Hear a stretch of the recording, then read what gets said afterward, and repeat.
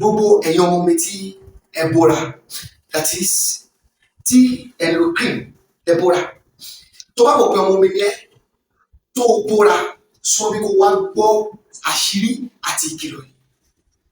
Torí ọ̀pọ̀lọpọ̀ ló ṣàkóso ṣe nǹkan tó wù gbọ́ tó bá ní ènìyàn bóra, ìyẹn túmọ̀ sí pé bóyá ojú ọmọ dúdú ó wá lo cream láti jùmọ̀ pupa.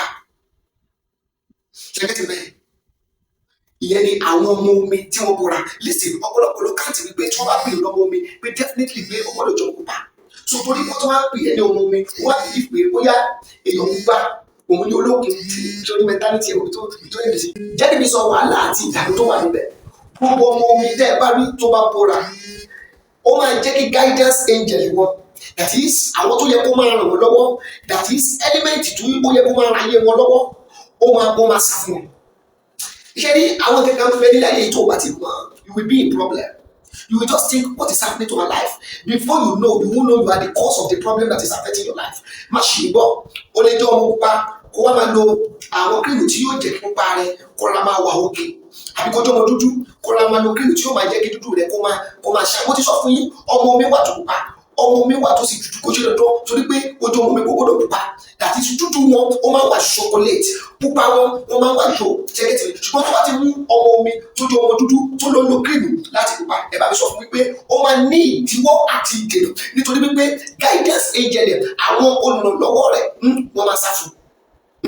Guidance angel, ká má sọ nípa guidance angel, we are not talking about the angels, we are not talking about evil angels, we are talking about angels that has already been installed to your life to be protecting you, to be guiding you, to be blessing you.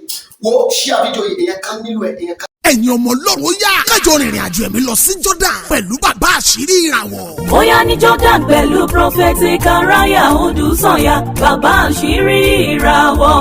Ìrìnàjò ẹ̀mí tó kún fún ìyanu. Special pilgrimage trip to the Holy Land of Jordan 2023 with Professor Karaya Odùsànyà. Gbogbo ọmọ Ọlọ́run pátápátá ló yẹ kó fojú kan. Ohun gbogbo tá a ti kà nínú Bíbélì ló fi yẹ ká pẹ̀lú ọkọ rẹ̀. Professor Karaya Odùsànyà bàbá àṣírí ìràwọ̀. Nínú ìrìnàjò ẹ̀mí eléyìí, ọ̀pọ̀ àwọn ibi tá a ti kà nínú Bíbélì la máa dé. A máa dé River Jordan tí gbogbo arìnrìnàjò máa ṣe ìbọnmi ń bẹ̀. A máa dé Dead Sea, Lot Cave, Madaba àti bẹ́ẹ̀ bẹ́ẹ̀ lọ. Ìtọ́jú tó péye special treatment ló wà nílẹ̀ fún gbogbo arìnrìn-àjò. Ọ̀pọ̀ wòlíì májẹ̀mú àtàwọn olórin ẹ̀mí ló tún máa pẹ̀lú wa láti pẹ̀lú bàbá àṣírí ìràwọ̀ Professor Karaya Odùsànyà lọ sí Jordan tá a máa gbéra lọ́jọ́ 4 padà sí Nàìjíríà lọ́jọ́ 11 oṣù kẹsàn-án. Ẹ máa bọ̀ wá sọ́fíìsì You Fit Fly tó wà ní Success House 7 bus stop Olúyọ̀lé Estate Ìbàdàn, tàbí kẹ́ ẹ máa bọ̀ nínú ìjọ Jáèlò Buraya Spiritual Church Okùn Ọwá Ìjẹ̀bú, tàbí kẹ́ ẹ pè 08054353629. Ìrìn àjò ẹ̀mí lọ sí Jordan lóṣù kẹsàn-án pẹ̀lú Fit Fly ló pákéjì ẹ̀.